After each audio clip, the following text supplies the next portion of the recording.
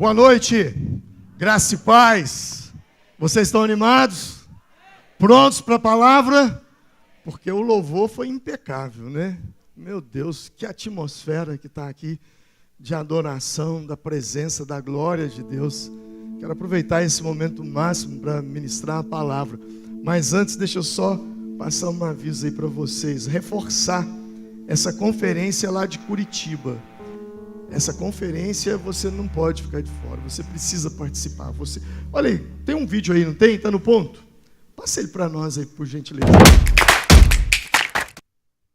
Vai acontecer em novembro. Você é um empreendedor, empresário, CEO ou gestor que busca relevância em sua trajetória profissional? Eu tenho um convite inédito para você. Nos dias 9 a 11 de novembro acontecerá a conferência Marketplace GKPM com o tema Construindo a Minha Equipe. A convite do nosso coordenador internacional Global Kindle e idealizador Dr. Elias Dantas, teremos a honra de anunciar a presença de grandes líderes mundiais, como Andrei Edmiston, CEO do IM Group, Inglaterra, Jake Hollis, presidente da Toyota, Mercy Newey, especialista mundial em finanças e fundações, e Antônio Cabreira, presidente do Grupo Cabreira e ex-ministro da Agricultura. Eles apresentarão palestras poderosas com o objetivo de inspirá-lo a construir uma equipe de alta performance. Você terá a oportunidade de adquirir um conhecimento exponencial, além de um network de qualidade e altíssimo nível. Teremos momentos inspiradores para encorajar o nosso coração através de testemunhos e da palavra de Deus, fortalecendo a nossa fé e os nossos propósitos. Acesse agora o site construindomiaequipe.com.br. Eu espero você lá. Um grande abraço. Comece a orar sobre isso. Comece a orar. Quem sabe vai haver um momento assim, um tempo de Deus na sua vida, nessa conferência. Acontecerá em Curitiba, vai ser em novembro, dá tempo de se organizar, de se preparar. Eu estou me esforçando para estar junto com vocês, a gente vai se organizar, eu já estou vendo algumas pessoas se mobilizando. Pastor, como é que é? Eu queria mais informações. Eu vou ter um tempo da gente conversar sobre isso e se organizar, e quem sabe a gente vai num time legal daqui de Formiga para lá. Comece a orar sobre isso, ok? Amém? Vamos para a palavra? Mas antes, quando você come uma comida muito gostosa, você vai lá e posta no seu Instagram, no seu Facebook. Você vai na academia, você vai e posta, olha, cumpri minha tarefa. Vamos evangelizar? Vamos fazer uma selfie agora, aí aonde você está, e você vai escrever: estou no melhor lugar, estou começando bem minha semana, estou ouvindo a palavra de Deus. Vamos lá? E depois você vai marcar. Você vai me marcar, @PRAlvim, você vai marcar, @Vale Igreja. Vamos lá, enquanto isso a gente vai cantar uma canção aí, hein? Faz uma selfie bem legal, sorrisão aí, ó. Vou avançar, eu vou crescer, ninguém vai me deter. Meu alvo é Cristo, meu alvo é Cristo. Vou avançar, eu vou crescer, ninguém vai me deter. Meu alvo é Cristo, meu alvo é Cristo. Uau. E aí, já foi? Então abra comigo 1 Samuel, capítulo de número 1. Só que eu preciso que a minha equipe me arrume um passador de slide, porque sem ele nada posso. 1 Samuel, capítulo 1.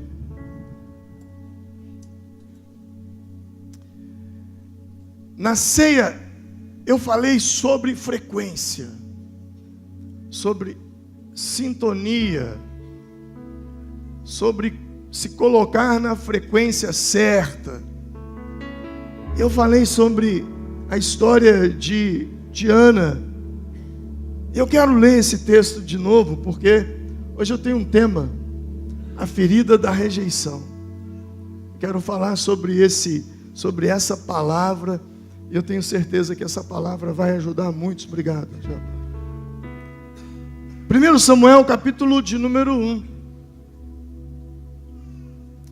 Vamos lá? Quem encontrou, diga amém.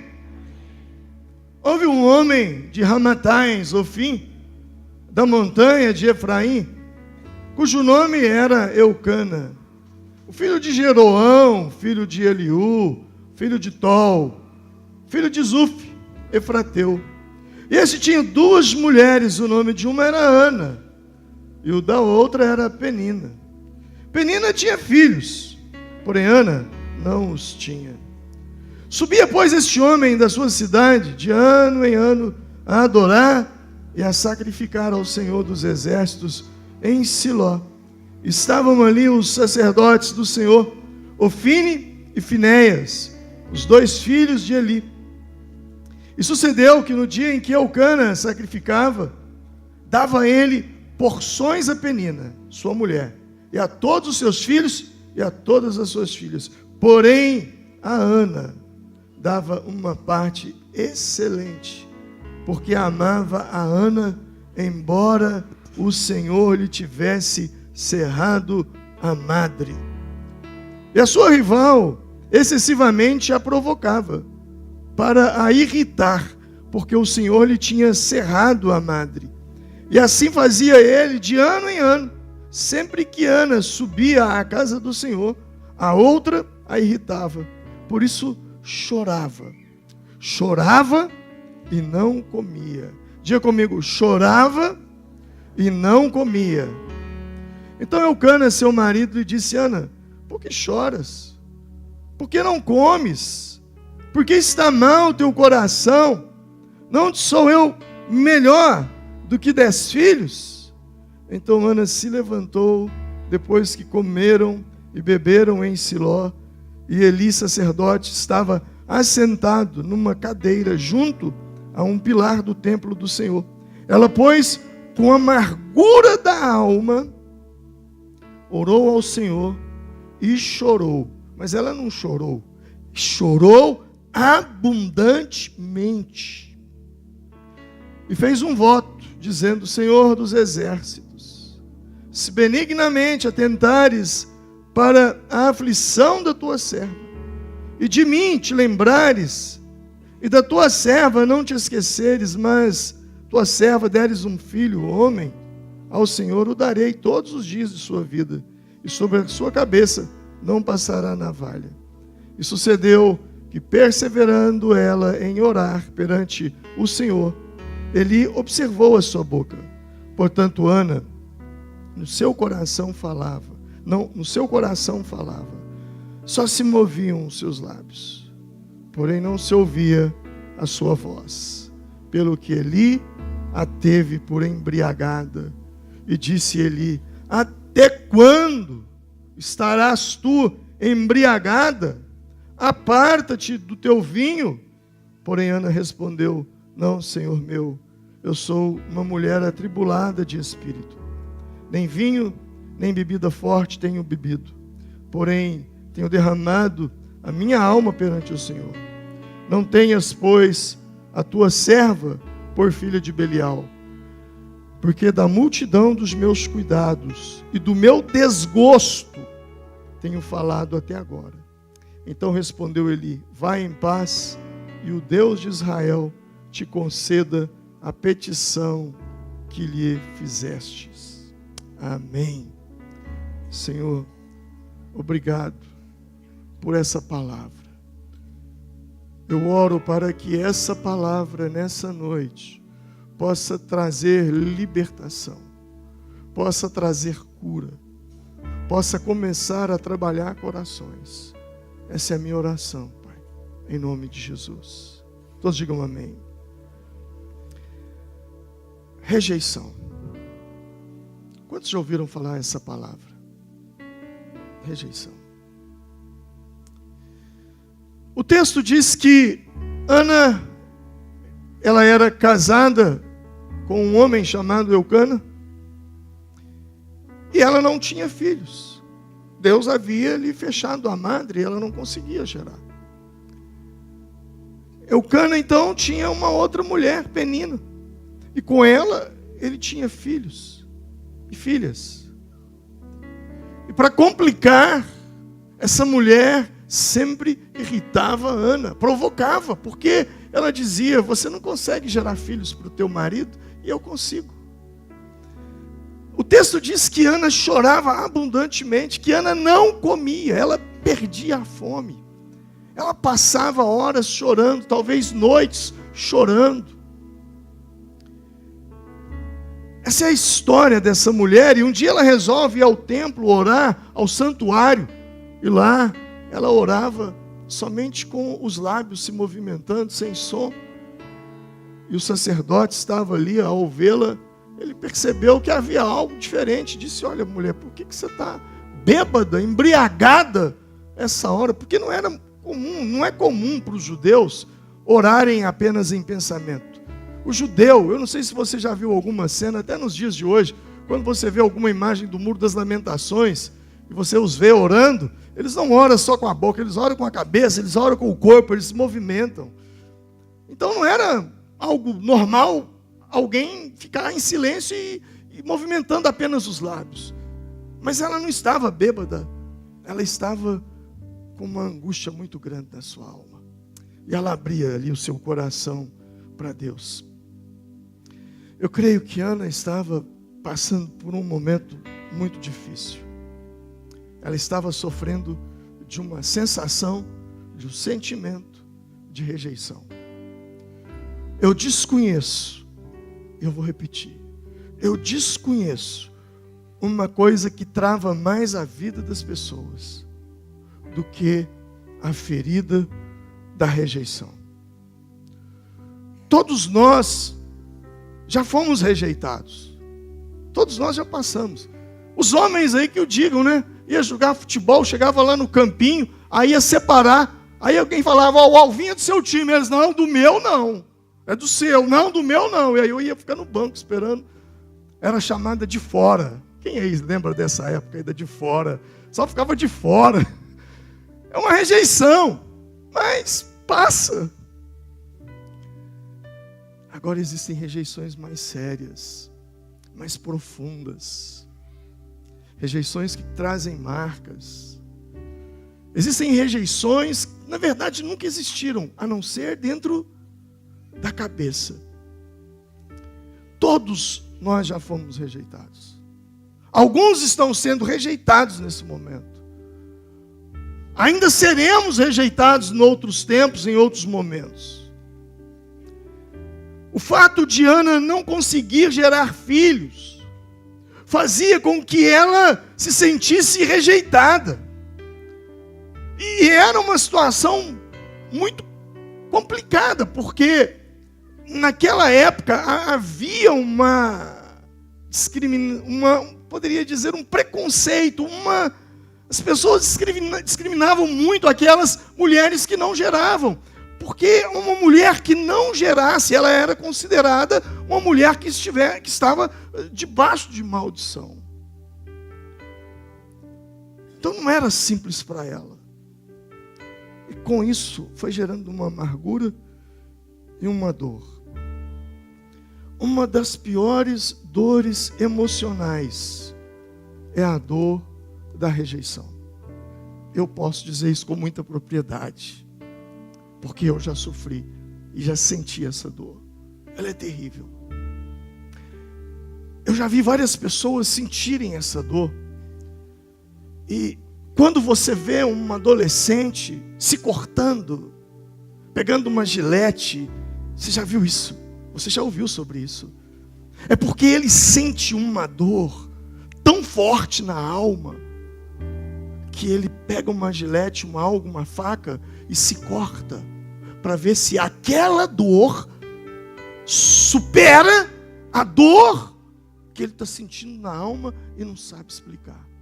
O nome é dor da rejeição.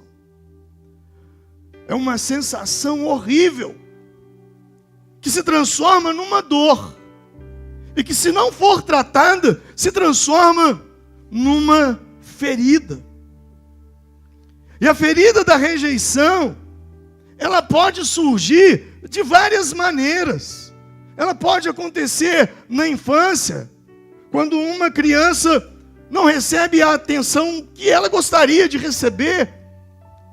Ou um pai, uma mãe, que tinham um filho, e eles amavam e davam toda a atenção para aquele filho, e de repente, vem uma outra criança, vem mais um filho, e aí aquele primeiro filho, de alguma forma, ele precisa ser colocado, para que a atenção maior se vá para aquele que agora nasceu.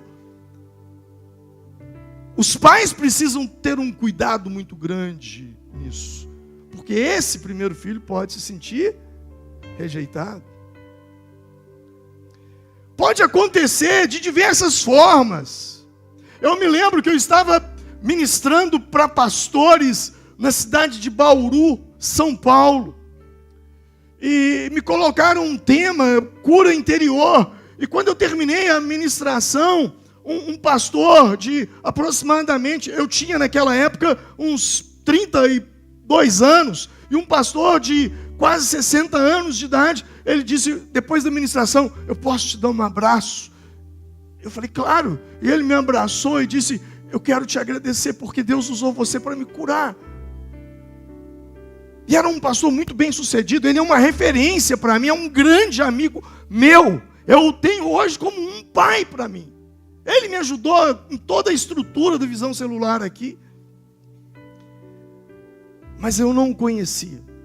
E ele disse, Deus me curou aqui hoje, através da sua vida. E eu disse, como? E ele disse, eu tinha uma mágoa muito grande do meu pai. Quando o meu pai morreu, eu tinha 7 anos de idade. Eu nunca compreendi. Quando os meus coleguinhas chegavam nos dias dos pais, eles levavam presentes para os pais. Eu não tinha pai. Eu não consegui perdoar meu pai porque ele morreu. Eu não entendia, mas na minha cabeça meu pai quis morrer. Eu nunca consegui superar isso. Era uma dor, como se eu tivesse sido rejeitado pelo meu pai.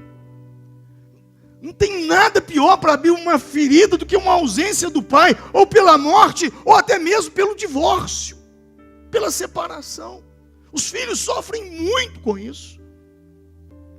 São várias formas que pode ocorrer essa ferida.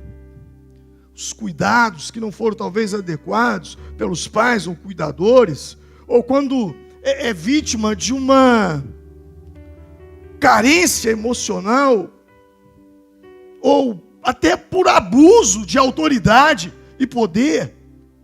O fato é que essa ferida se instala. Mas a rejeição também pode entrar e acontecer na vida de uma pessoa adulta.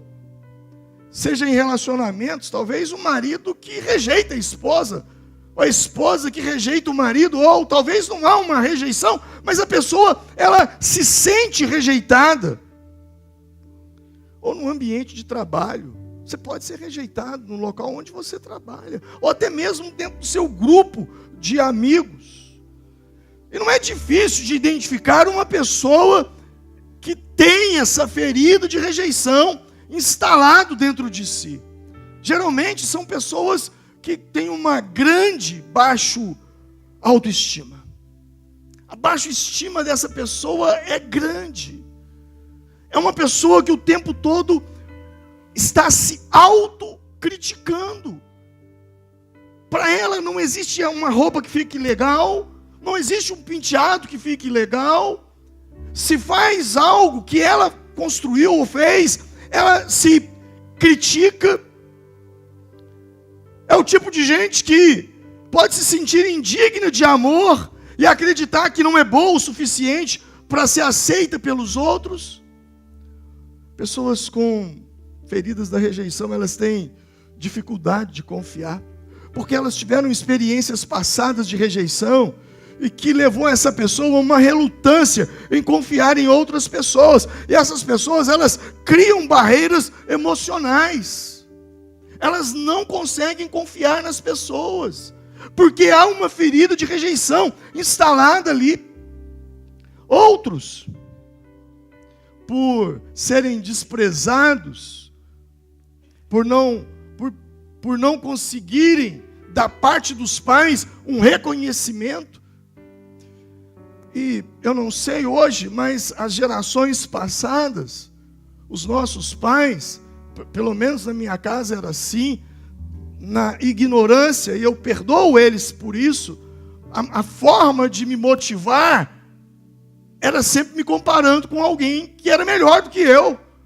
E dizia assim, olha, tá vendo lá o seu primo? Você não está com nada. Olha lá o seu primo, como é que ele fez. Olha lá o seu tio, olha lá não sei quem. Agora você é isso, você é aquilo. Suas notas são as piores. Quer dizer, eles pensavam que isso ia fazer com que a gente melhorasse, mas sem perceber. E por mais que a gente se esforçasse, parece que não conseguia alcançar o padrão que eles colocavam para nós. E com isso, sabe o que veio? Uma necessidade excessiva de aprovação. Sabe, pessoas que cresceram em ambientes assim, são pessoas que buscam por validação externa, o tempo todo buscando por validação. A pessoa quer fazer algo, mas, e o que os outros vão falar? E a opinião do outro. Sabe, é gente que deixa de fazer por medo de crítica. Ou faz discordando do que está fazendo só por simplesmente receber aplausos. Há uma fala sobre isso que joga para a galera. A gente tem que fazer o que é certo, não o que as pessoas querem ouvir. Mas existem pessoas que quando elas são dominadas por essa ferida, elas sentem um vazio emocional que só é reconhecido, que ela só é preenchido pelo reconhecimento dos outros, pelos aplausos, pelos elogios. Geralmente esse tipo de gente tem dificuldade de dizer não. E aí alguém diz, nossa, fulano é tão gente boa. Mas por que ele é tão gente boa? Não, porque ele nunca fala não para a gente. Você pode ter certeza que ele pode ser gente boa para você, mas ele é gente péssima para ele mesmo. Ele é gente péssima para sua esposa, para os seus filhos, porque ele não tem coragem de dizer não para os de fora, mas diz não para os de dentro o tempo todo. Tudo isso é movimentado, articulado por uma ferida de rejeição. Alguns entram em determinados relacionamentos tóxicos, mas é o tipo de gente que foi abandonado, se sentiu abandonado em algum momento da sua vida, e agora o medo de ser rejeitado, aquela pessoa, ela se submete a um tipo de relacionamento por apenas dependência emocional. Sem falar daqueles que se isolam. Eu fui tão rejeitado na minha vida que eu não confio mais em ninguém. Eu não quero mais amizade com ninguém. Eu não quero ir na casa de ninguém. Eu não quero que ninguém venha à minha casa. É o tipo de gente que chega numa reunião e parece que ninguém percebe que ele entrou e que ele saiu, porque ele não conversa com ninguém. Ele se fecha no seu mundo, ele se isola. E quanto mais ele se isola, mais rejeitado ele se sente. Ana se sentia rejeitada. Eu fico pensando, por como? Se o ambiente em que ela vivia, de alguma forma, lhe era favorável. A Bíblia diz que o seu marido a amava mais. Eles tinham uma vida próspera.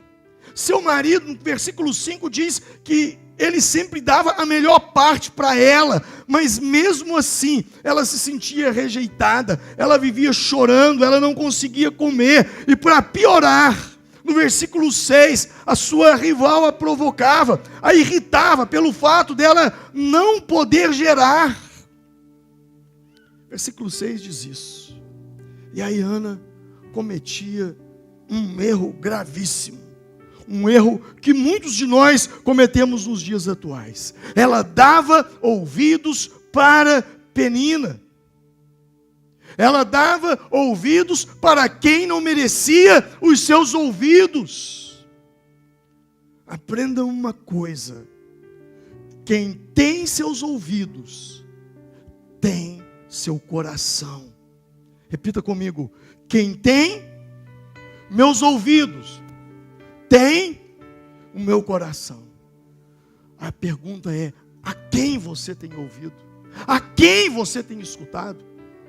A tragédia, toda a tragédia da humanidade, tudo de ruim, de mal que nós vivemos hoje, começou porque uma pessoa deu ouvidos a uma serpente.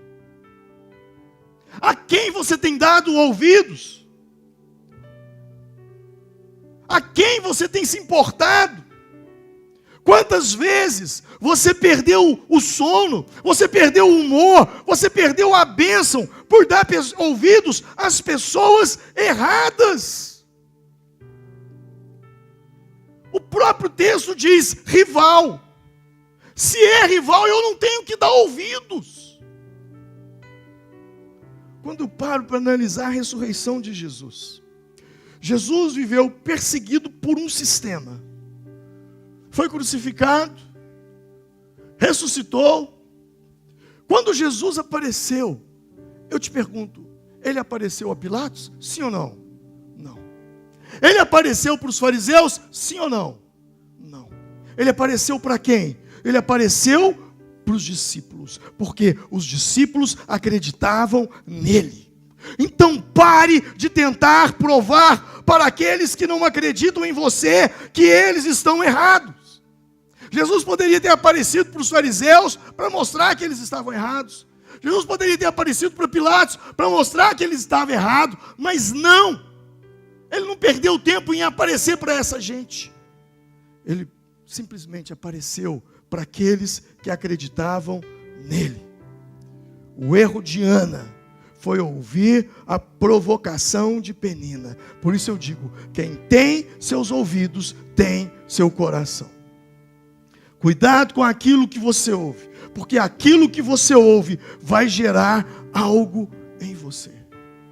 Por isso que você tem que tomar muito cuidado com quem ou para quem você tem dado os seus ouvidos.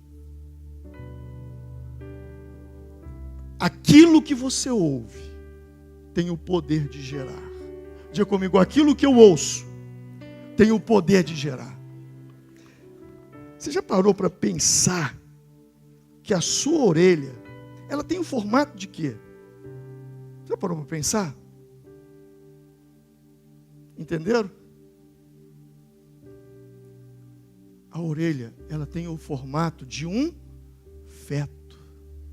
A orelha, ela tem esse formato. Por quê? Porque tudo aquilo que você dá ouvidos vai gerar algo dentro de você. Por isso a Bíblia diz, em Romanos capítulo 10, verso 17, que de sorte que a fé, ela vem pelo ouvir, e ouvir a palavra de Deus. E eu repito, aquilo que você ouve tem o poder de gerar. A quem você tem dado, a quem você tem emprestado os seus ouvidos, o que você tem ouvido nos últimos dias, a quem você tem ouvido. Cuidado com o que você ouve. Na ceia eu falei sobre essa questão de mudar a frequência. O seu ouvido, ele gera. Então cuidado. A fé, ela vem pelo ouvir a palavra de Deus. E existem determinadas situações que a melhor coisa a fazer é não dar ouvidos. Eu amo um texto de 1 Samuel, quando o exército de Israel está pronto, mas sem coragem para lutar contra Golias. E passa um soldado gritando. Acredito que se fosse nos dias de hoje, é um carro de som, gritando. Atenção, atenção. Aquele que lutar contra Golias e vencê-lo, o rei lhe dará a sua filha por esposa, e terá a sua casa isenta de impostos. Quando Davi ouve aquilo, ele pergunta, o que foi mesmo que ele disse? E o seu irmão diz, com quem você deixou aquelas poucas ovelhas lá no deserto? Chamou ele, disse, é um pastorzinho, o que você está fazendo aqui? Sabe o que Davi fez? O texto diz, e Davi virou-se para outro e perguntou ao outro. Em outras palavras, ele não deu ouvidos ao seu irmão. Talvez você esteja sofrendo muito, porque você tem dado ouvidos a gente errada. E a rejeição, ela trava as pessoas. Porque a pessoa que é tomada por uma ferida de rejeição, ele não faz o que quer fazer. Ele não vai aonde ele quer ir. Ele não se torna o que gostaria de se tornar. Por quê? Porque ele só faz aquilo que terá aprovação dos outros. E Provérbios 29 e 25 diz, o temor, a palavra aí é medo. O medo do homem armará laços, mas o que confia no Senhor será posto em alto retiro. Olha o que o texto está dizendo, que é aquele que tem medo de homens, ou seja, a opinião dos outros, se ele tem medo, a opinião dos outros se torna como uma coleira, um laço, amarrado no pescoço. A pessoa ferida é o tipo de gente que anda com uma coleira no pescoço. Ah, mas eu queria abrir uma empresa. Ah, mas eu queria começar um negócio. Ah, mas eu queria comprar um carro. Ah, mas eu queria construir uma casa. Mas o que eles vão falar de mim? O que eles vão pensar de mim? Sabe, tem muita gente, eu já vi gente boa aqui nessa igreja, gente de Deus, que trabalhou, que lutou, que se esforçou, conseguiu trocar o carro por um carro bom, um carro legal, mas tinha vergonha de andar no carro, na rua, sair na rua com o carro, deixava o carro na garagem. Irmão, por que você não entra nesse carro? Não, pastor, tem medo que eles vão falar de mim. Como assim não? Vão falar que eu estou roubando, vão falar que não sei o quê, sabe? Parece loucura, mas tem muita gente presa, travada na opinião dos outros. Mas não é simplesmente pela opinião, é porque existe uma ferida. Eu já vi pessoas fazerem uma faculdade, gastar anos estudando, por causa da ferida de rejeição. Ah, se eu fizer esse curso, se eu fizer essa faculdade, meu pai vai me amar, então eu vou fazer. Não fez porque queria, não fez porque gostava, fez para ver se conseguia a aprovação do pai, a aprovação da mãe. Não é o que queria, não é o que Deus quer de mim, mas é o que a minha ferida me manda fazer.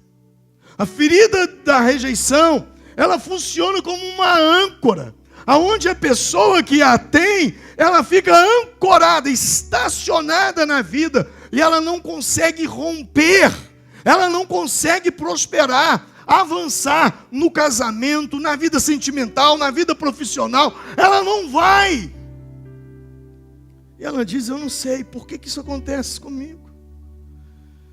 Sabe, Ana era frustrada, porque ela tinha um sonho, e essa frustração a fazia sentir pior ainda.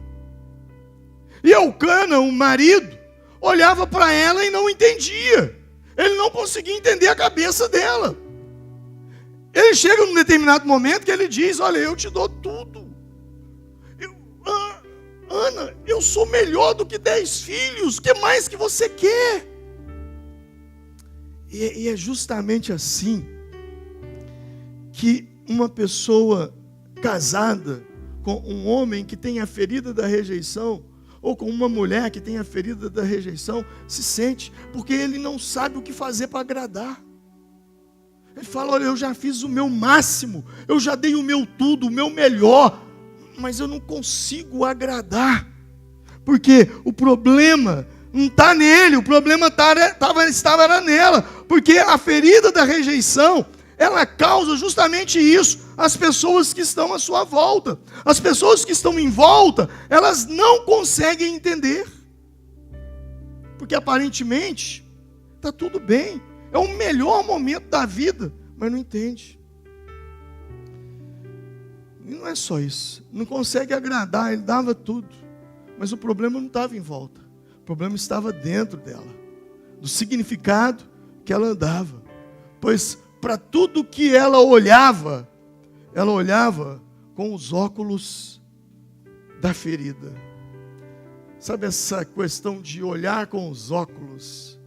Se você usar um óculos escuro, tudo que você olhar vai ficar escuro, sim ou não? Se você usar um óculos verde, tudo que você olhar vai ficar verde. Se você usar um óculos vermelho, tudo que você olhar vai ficar vermelho.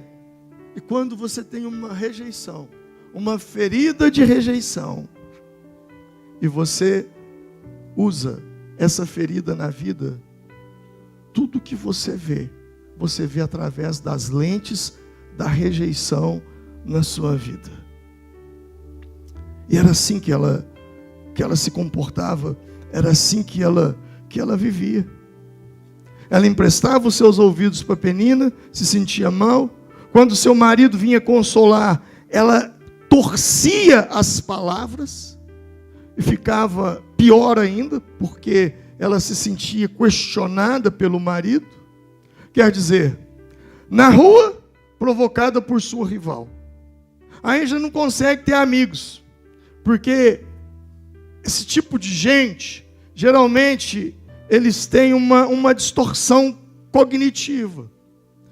E o que eu me refiro a uma distorção cognitiva? Eles fazem leitura mental. Diga comigo, leitura mental. Você sabe o que é isso? Alguém passa perto de você, você está... Não, eu vou te contar um caso que aconteceu comigo. Eu tive uma cólica nos rins que eu tive que fazer uma cirurgia para tirar um cálculo, uma pedra dos meus rins. Já faz alguns anos isso. E eu estava mal. Eu saí, a Romilda saiu comigo do hospital, tinha anestesia, aquela confusão toda, o dia todo ali sem comer. Eu falei, meu bem, vamos passar no mercado, comprar uma fruta. E nós passamos. E tinha uma irmã lá, eu com anestesia, gente, tomada anestesia. Me apagaram para remover aquela pedra. Aí parece que eu passei perto de uma pessoa da igreja e não cumprimentei. A pessoa saiu da igreja, falou, o pastor desfez de mim. Passou perto de mim, nem na minha cara olhou. O nome disso é leitura mental. Eu olho para você e imagino algo sobre você com relação a mim. Você está conversando. A pessoa que faz isso, tem duas pessoas conversando e ele passa. E ao passar, estão falando de mim, tem certeza. Quem já viu isso aí? Ou é novidade isso que eu estou falando? A pessoa imagina, é uma distorção cognitiva, ela parece que ela lê o pensamento dos outros. Não, aquela risada do fulano, tem certeza que aquilo era um deboche contra mim. Geralmente esse tipo de gente também se sente a noiva do casamento e o defunto do velório, né? Quer dizer, ele tem que chamar a atenção. Parece que o mundo gira em torno dele ou dela. Essa pessoa, ela sofre muito, porque eu fico imaginando ali essa situação. Fora de casa ela tinha essa rival. E com certeza, se algum dia ela passasse pela rua e visse a Penina conversando com alguém, olha lá, já estão falando de mim, já estão falando que eu sou estéril, já estão falando que eu não consigo gerar. E aquilo acabou o dia. Talvez eles nem viram ela, mas ela começa a construir uma maquinação na sua mente. Sabe, é muito comum isso em gente que é um poço de ciúme. Pessoas que têm ciúme doentio, começa a construir ideias e vai falando coisas na própria imaginação e vai construindo. Parece que, não, eu acho que esse tipo de gente tinha que ser roteirista de cinema, porque eles constroem cada coisa que você fala, não pode, nem em filme você vê isso. Mas vamos caminhar um pouco. Dentro de casa, ela se sentia provocada pelo marido, quando ele falava, olha, não sou melhor do que 10 filhos. Sabe, isso aí é o síndrome de vítima. Você se concentra na outra pessoa como fonte de sentimentos negativos e se recusa a assumir a responsabilidade da mudança. O outro é que tem que mudar, não eu. Já cansei de falar isso e não me canso de falar mais uma vez. Já disse isso inúmeras vezes. A desculpa é uma muleta. Enquanto eu viver dando desculpa que a culpa é do outro, eu não preciso mudar nada. E se eu não mudo, eu não melhoro, eu não avanço, eu não prospero, eu não cresço. E ela, com certeza, ela vivia isso. Eu estou me sentindo desse jeito porque a culpa é sua. Eu estou me sentindo desse jeito porque a culpa, sabe? E aí esse tipo de gente fala, não, agora eu não quero mais ter amigo na rua, meu marido não me entende, deixa eu ir para a igreja. Aí chega lá, o pastor da igreja vira para ela e fala, mulher, você está embriagada? Você veio tonta para o culto? Onde é que você está com a cabeça? Você percebe que tudo vai conspirando contra? Parece que o cerco vai fechando essa pessoa. Aí ela fala, agora eu não vou mais para a rua, porque eles falam mal de mim. Eu também não quero ficar em casa, porque meu marido, ao invés de concordar comigo, ele me desaprova. E aí resolvi ir na igreja, o sacerdote fala que eu estou bêbada. Eu tenho que acabar com a minha vida mesmo. Sabe, irmãos, é esse tipo de coisa que vai acontecendo. Porque a pessoa que tem essa ferida de rejeição, ela tem uma facilidade de viver o Salmo 56, verso 5, que diz assim, o tempo todo eles distorcem as minhas palavras, estão sempre tramando prejudicar-me. Esse versículo é o versículo da pessoa que tem uma ferida de rejeição, porque o tempo todo ela distorce as palavras. Se você chega para uma pessoa dessa, casada, o marido sai de casa, fala, meu bem, estou indo trabalhar, mas ele tem uma ferida no coração ali, uma ferida de rejeição. A esposa diz, tá tudo bem, meu bem, mas faz um favor, deixa o dinheiro do gás aí em cima da mesa, porque pode acontecer do gás acabar e você chegar e não ter almoço. Tem alguma coisa demais nisso? Mas a pessoa ferida diz, o quê? Você está me chamando de vagabundo? Você está falando que eu estou deixando faltar gás, que eu estou deixando faltar arroz, que eu não dou mais educação para os meninos, que eu não compro roupa. Não, eu não falei, não, é isso que você está falando. Torce. Meu bem, o marido fala para a esposa, seu almoço ficou uma delícia, mas o feijão, você esqueceu de botar sal. O quê? Você está falando que eu não sei cozinhar? É porque você quer comer na casa da mamãezinha, né? Então vai para a casa da sua mãe. Vai para lá. Você está achando que eu sou sua empregada? Você está achando... Contrata uma cozinheira. Irmãos, eu já vi, por causa dessas... Parece assim, se eu estou falando isso, eu posso estar exagerando. Eu já vi gente divorciar por causa disso. Torcem as palavras. Eu tenho até medo quando na igreja, eu não sou muito de ficar falando assim, abraça o seu irmão, eu não gosto muito, porque eu sei que esse trem é perigoso. Vai que você vai abraçar um ferido, meu irmão, eu te amo em Cristo. Eu sabia, eu desconfiava. Não, outro dia um amigo meu eu já contei isso aqui, ele chegou para mim e falou assim, essas mulheres sem vergonha demais, eu sou um homem casado, olha o que essa mulher me mandou aqui na minha rede social. Eu falei, o que foi? Não, olha que cantada. Aí eu li lá, oi. Eu falei, mas assim, tem mais coisa aí para baixo? Não, só isso aí. Você não está vendo? Eu falei, tô, oi. Eu falei, não, olha aí, lê de novo, eu, oi. Ele, não, olha aí, oi. O problema está no oi ou tá? Sabe, quando a gente para analisar e começa a pensar, são coisas práticas da vida, mas que estão aí. E são coisas simples, e às vezes até bobas de falar, como eu estou citando aqui. Estou tentando falar assim, bem no populismo mesmo, numa linguagem para que todos nós possamos compreender. Mas isso, quando ajuntado, isso vai minando, isso vai destruindo a identidade da pessoa e causa uma frustração. Ana se sentia perseguida por Penina, se sentia cercada de questionamentos pelo marido, se sentia mal interpretada pelo sacerdote, e tudo isso mexia com a identidade dela. Por quê? Porque quem não está bem consigo mesmo, não estará bem com ninguém, em lugar nenhum, por mais que tenha, é como se não tivesse nada.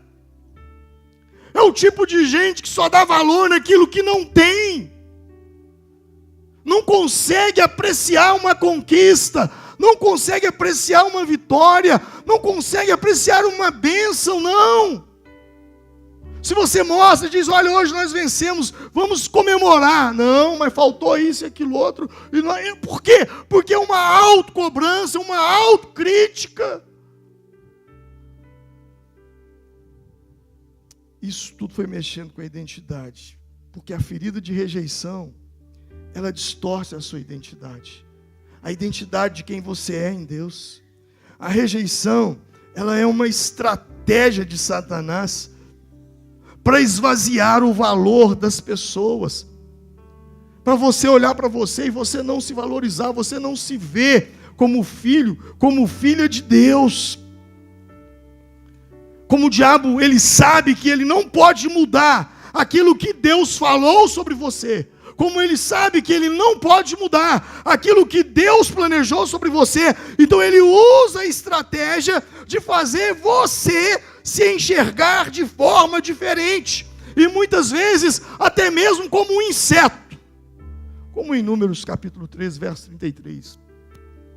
Eles estavam a um passo de entrar na terra prometida, tudo que eles sonharam, mas o texto diz, também vimos ali os gigantes, filhos de Enaque, descendentes dos gigantes, e éramos, e éramos aos nossos olhos, eles eram aos olhos dos gigantes?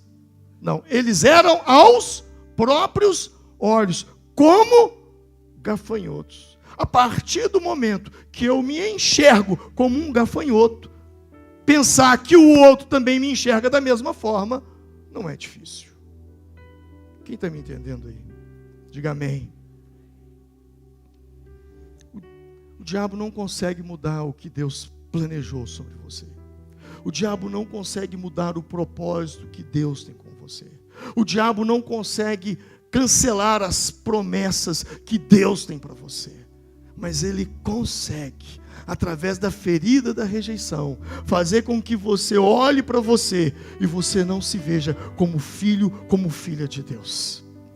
E você não tem herança, você não tem parte nas promessas de Deus. Você se olha, você está como esse povo de Números 13, a um passo da conquista, mas uma percepção errada de quem eles eram fez com que tudo acabasse. E foram 40 anos andando no monte ali.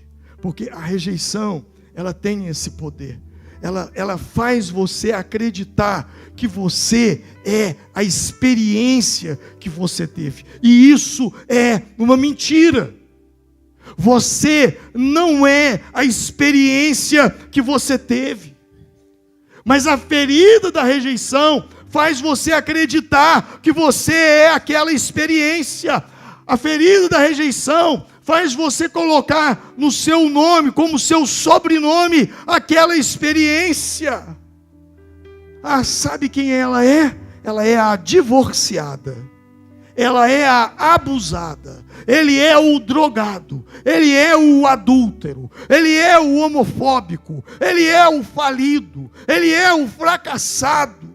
A ferida da rejeição faz com que você tenha essa sensação de andar como um rótulo.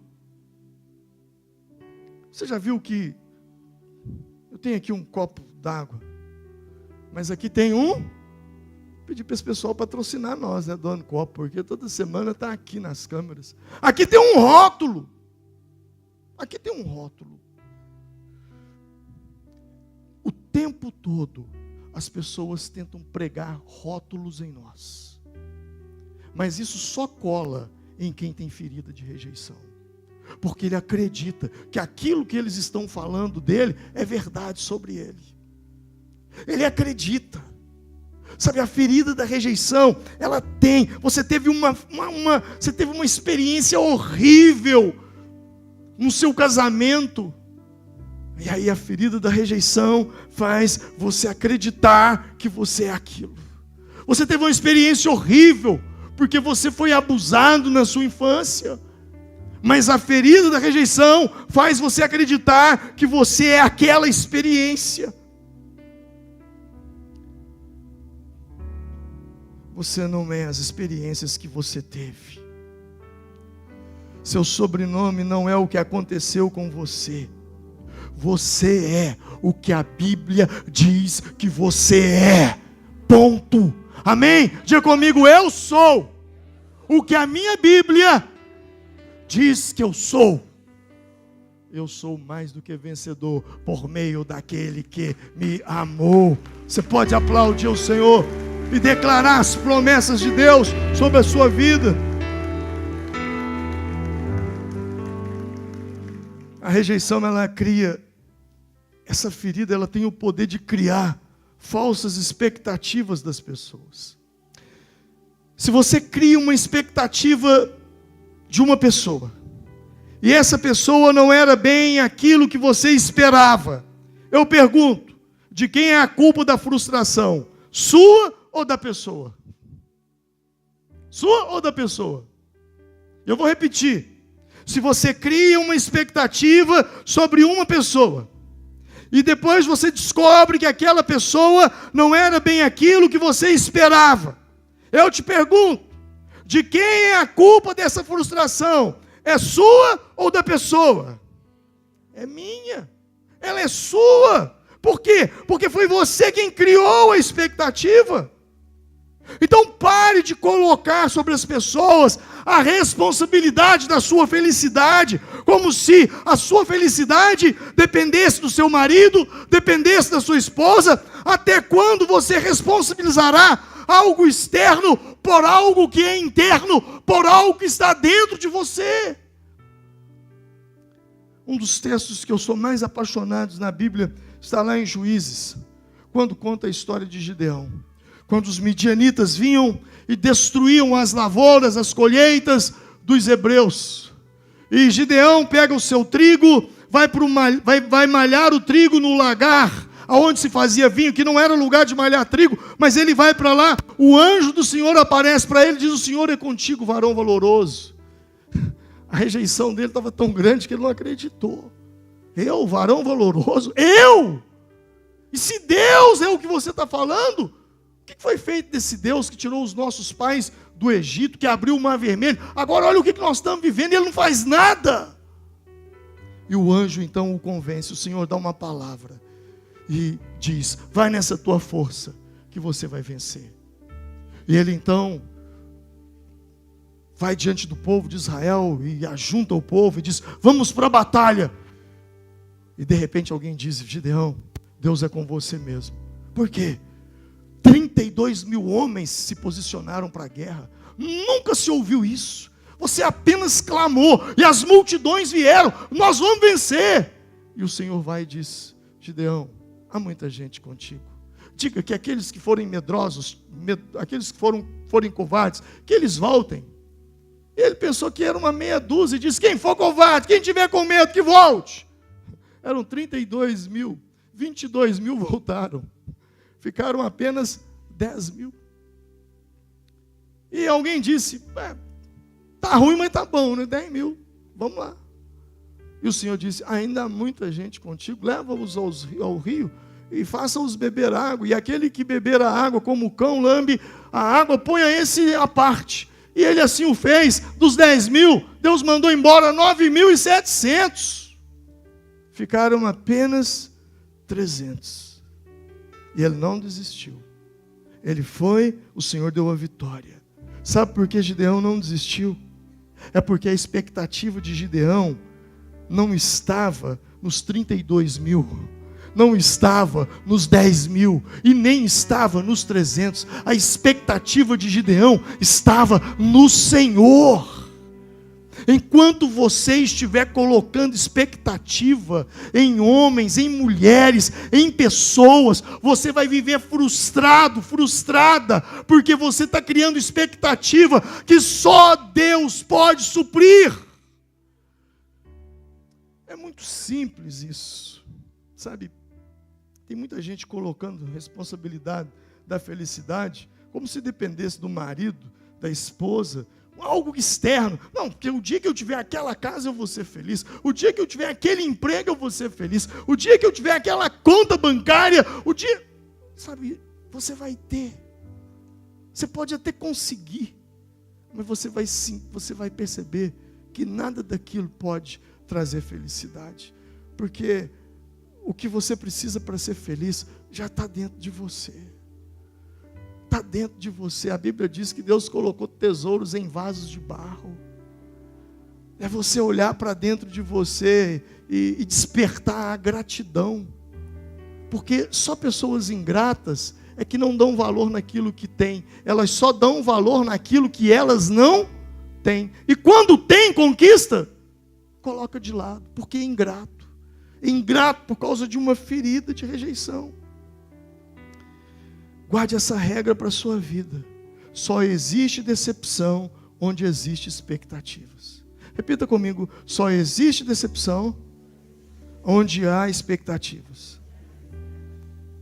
Eu vou te dar um exemplo. Quem é que gosta de pudim? Uau! Meu Deus, sou apaixonado por pudim. Presta atenção. Você vai fazer um pudim. Aliás, você vai fazer 2 pudins. Ok? Diga comigo: eu farei 2 pudins. E aí você vai ao supermercado. Aí quando você chega no supermercado, tem uma marca de pudim lá, uma marca de leite condensado. Promoção, 90 centavos. Você fala: mas está barato demais. Se você for mineiro, você fala: mas esse trem está barato demais. E aí você olha do outro lado, tem uma lata, R$10. Aí você fala: não, então eu vou levar um desse e um desse. Você chega em casa, faz o pudim de 90 centavos, ok? E faz o pudim que custou R$10 a latinha.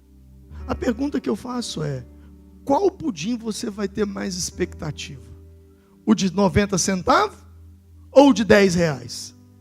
Você vai olhar para o pudim de 90 centavos, ficou ruim, você fala: eu sabia que isso ia ficar ruim mesmo. 90 centavos?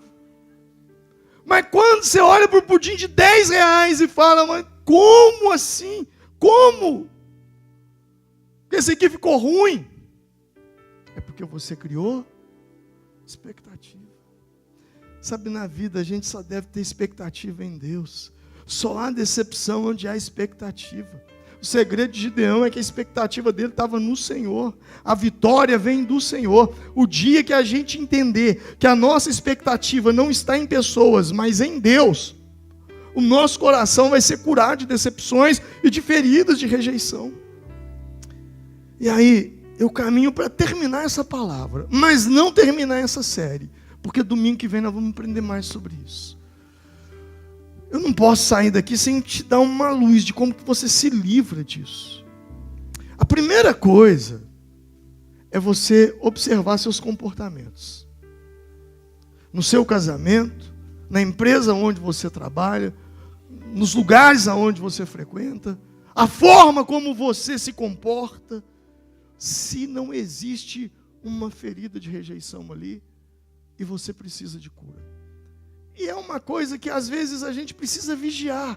Por quê? Porque é algo que está lá no inconsciente. A ferida de rejeição não é algo que está estampado, não é algo no inconsciente, e que a gente muitas vezes não percebe, mas ela está ali direcionando nossas decisões, nossas atitudes, nossas vendas, nossas compras, nossas negociações, nossos sims, nossos nãos. Então é você observar isso.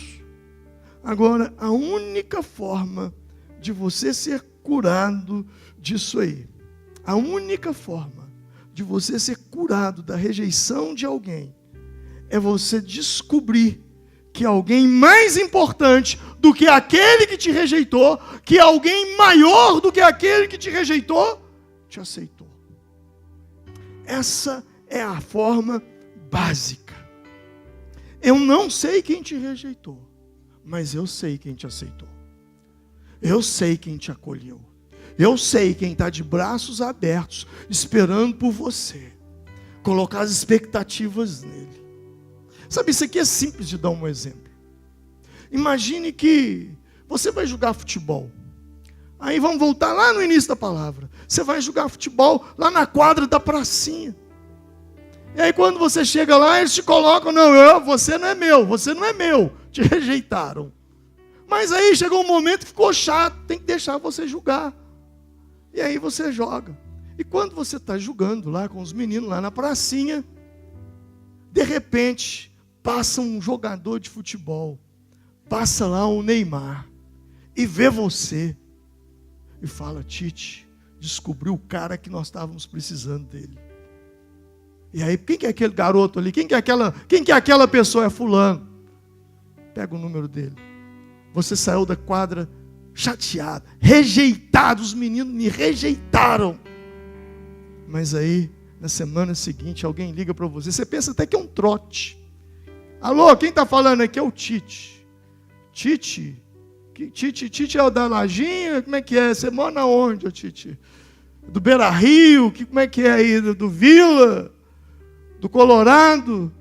Do Guarani? Não, Tite, da seleção brasileira. É mesmo? É. Eu estou te ligando porque recebi um telefonema aqui, fala que você joga demais, cara. Você é o cara que nós estamos precisando na seleção brasileira. Deixa eu te fazer uma pergunta. O que vai mais causar impacto na sua vida? A rejeição dos meninos da pracinha ou o telefonema do Tite?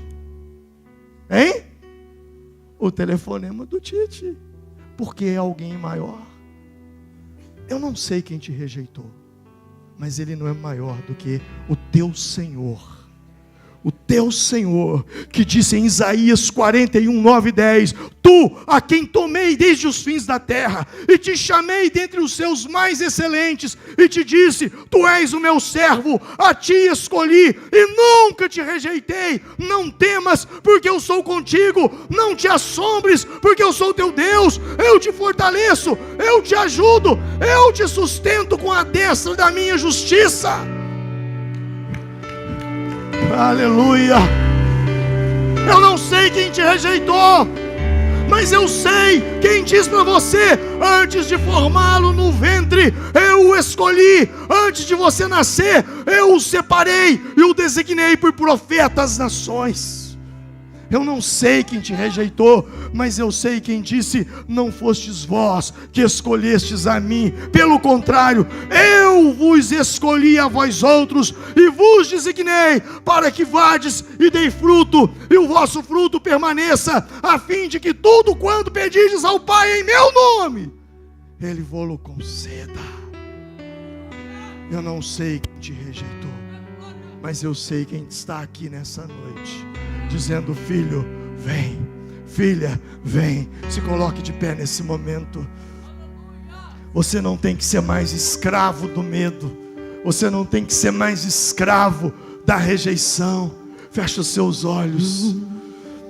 Com uma melodia Ele me encontrou, me cercou com uma canção que me libertou dos meus inimigos, dos meus medos, me salvou. Eu não sou mais escravo no medo, eu sou filho de Deus. Eu não sou mais escravo no medo, eu sou filho de Deus. Antes de nascer, escolhido fui, por meu nome me chamou, o meu nome me chamou. De novo nasci em sua família, de novo nasci em sua família. O seu sangue me comprou, o seu sangue me comprou. Diga comigo, levante sua mão e diga: eu não sou mais escravo do medo, eu sou filho de Deus. Eu não sou mais escravo do medo, eu sou filho de Deus. Com seus olhos fechados, eu não sei que área da sua vida você está travado. Eu não sei o que você tem vivenciado, experimentado. Talvez você sente essa dor, é uma dor fina no peito que aperta. Talvez você tenha sofrido tanto e você diz: pastor, eu não sei o que acontece comigo. Mas eu posso te dizer, o Senhor quer te libertar nessa noite. Se você está sentindo que essa palavra nessa noite foi para você, eu quero orar por você. Eu não posso sair daqui sem orar por você, porque essa é uma palavra de Deus sobre a sua vida. Pastor, parece que só estava nós dois aqui, parece que não tinha ninguém aqui dentro, o Senhor estava falando para mim. Então eu quero que você saia do seu lugar. Não se importe com o que as pessoas vão falar, que vão pensar. Vem para cá, fica aqui de joelho aqui, eu vou orar com você. Pastor, essa palavra foi para mim. Você não é mais escravo do medo.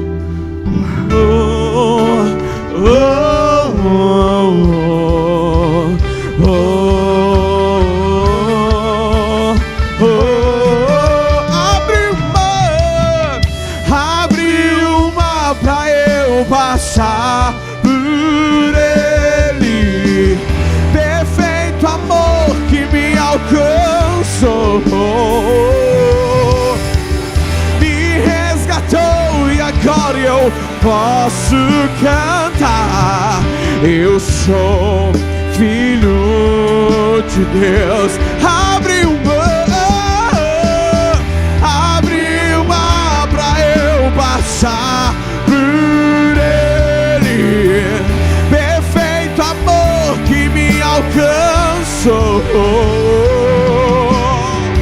me resgatou e agora eu posso cantar. Eu sou filho de Deus. Eu não sou mais escravo do medo, eu sou filho de Deus. Eu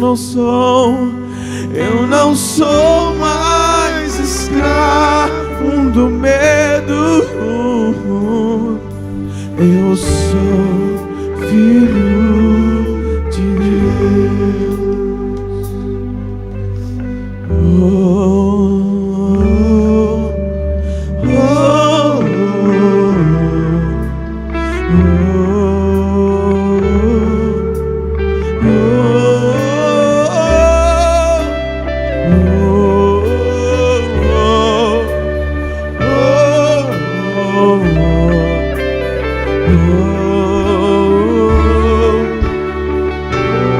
Erga suas mãos, cante. Abre o mar.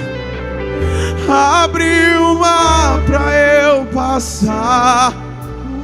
O que esse amor fez com você? Perfeito amor.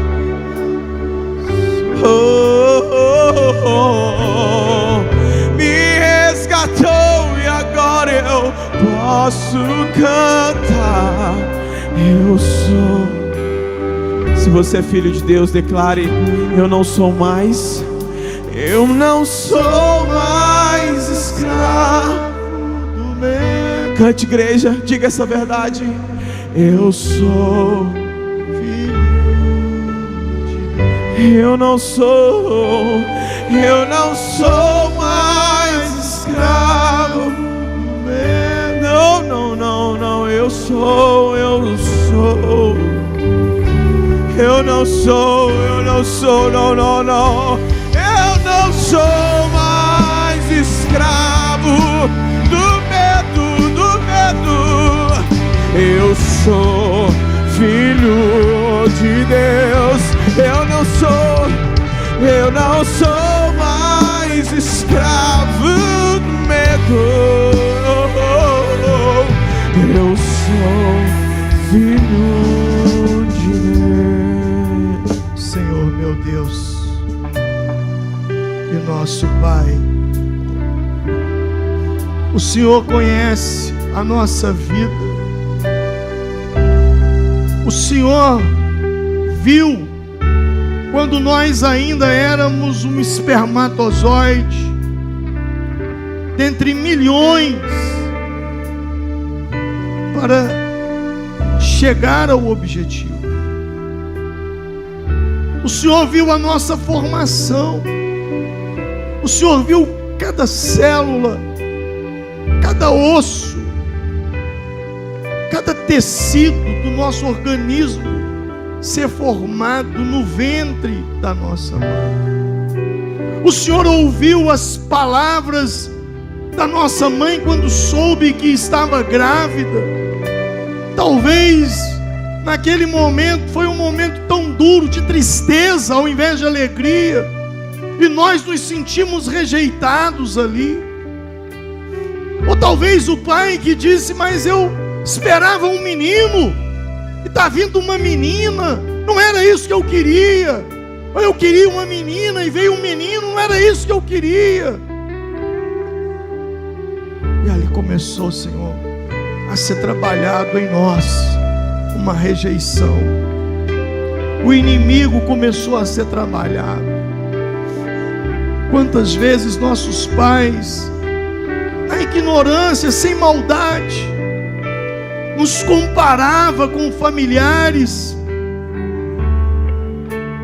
com outras pessoas, sempre nos colocando para baixo. E por mais que fizéssemos, nós não conseguíamos ser significantes, porque nada estava bom. E nós crescemos, meu Deus, com comparações com os nossos irmãos, ou até mesmo porque de fato houve uma preferência dentro de casa, como aconteceu com Isaac e Rebeca, com Jacó e Esaú, e nós fomos vítimas. E ali, Senhor, nós sentíamos que não éramos os preferidos, como aconteceu na casa de Jessé, quando Samuel foi ungir um rei. Ele colocou todos os seus filhos, menos Davi, ele foi rejeitado. Ou até mesmo como José, que foi perseguido pelos próprios irmãos. Ou numa oportunidade de emprego que nós tanto sonhávamos, e lá dentro, Senhor, nós ouvimos dos nossos chefes, dos nossos gerentes, dos nossos patrões, palavras que nos humilharam, Senhor. Ou até mesmo por ter, no mundo dos negócios, ter tido uma experiência ruim, de ter fracassado no negócio, de ter falido. Mas nós não somos as nossas experiências, nós não somos produtos daquilo que eles falam sobre nós. Nós temos uma identidade. nós nascemos de novo. Por mais rejeitados que possamos ser ou que tenhamos sido no casamento, no relacionamento, no namoro, no noivado, ou até mesmo dentro de casa, com pai, mãe, irmãos, por mais rejeitado que possamos ter vivenciado, experimentado, eu sei que existe alguém muito maior do que aqueles que nos rejeitaram. Eu sei que existe alguém que diz: não foi você, filho, que me escolheu, fui eu que escolhi você. Não foi você que aceitou Jesus, foi Jesus que aceitou você. Ele te escolheu. Como disse o salmista no Salmo 139: tu me viste quando era um embrião, tu contaste todos os meus dias sem que nenhum deles ainda existisse. Senhor, vem sobre as nossas vidas nessa noite. Vem sobre as nossas vidas nessa noite. Sonda o nosso coração. Sonda o nosso coração. Sonda a nossa alma. Sonda a nossa mente inconsciente. Vê aonde estão os bloqueios mentais, as fortalezas que Paulo fala em Coríntios. Pai, remove, quebra essas fortalezas. Destrava o nosso coração, destrava a nossa alma, destrava a nossa mente, para que nós possamos viver a plenitude daquilo que o Senhor nos criou, para que possamos viver o propósito do Senhor para as nossas vidas. Porque, Senhor, nós não somos escravos, nós não somos escravos do medo do que vão falar, do medo do que vão pensar, do medo das experiências que tivemos no passado. Não, nossa vida não pode ser norteada, nossa vida não pode ser alicerçada sobre tais experiências. Não, a experiência que nós queremos alicerçar é a experiência de Romanos 12, quando a tua palavra diz que nós devemos ter uma mente renovada, para que experimenteis a boa, agradável e perfeita vontade de Deus. Essa sim é a experiência que nós queremos que marque a nossa vida, que marque a nossa alma, como um ferro que marca a pele de um animal. Marca a nossa alma agora, Pai, com a experiência de Romanos 12, de uma metanoia, de uma mente transformada, de uma mente moldada pelo Teu Espírito, pela Tua Palavra. Senhor, eu oro nessa noite, eu oro para que cadeias sejam quebradas na nossa mente, na nossa alma. Eu oro para que os nossos filhos não tenham isso, nem nossos netos, nem nossos descendentes. Eu oro, ó Deus, para toda contenda, toda desarmonia que existe no casamento por causa de uma ferida de rejeição. Eu oro para que haja uma transformação nesse lar. Eu oro para que aqueles que andam cabisbaixos, desanimados, prostrados por causa dessa ferida, que eles possam erguer a cabeça e andar de cabeça erguida, porque eles são filhos de Deus, filhos de Deus, filhos de Deus, não mais escravos. Eu não sou mais escravo do medo. Você pode se colocar em pé. Eu sou filho de Deus. Levante suas mãos. Eu não sou mais escravo do medo. Põe pressão na sua voz. Eu sou filho de Deus. Eu não sou mais escravo do medo. Eu sou filho de Deus. Eu não sou mais escravo do medo. Eu sou filho de Deus. Pode aplaudir o Senhor.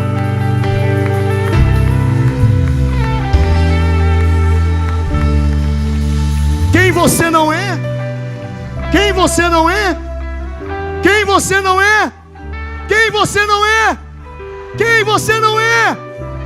E quem você é? Quem você é? Quem você é? Quem você é? Aleluia!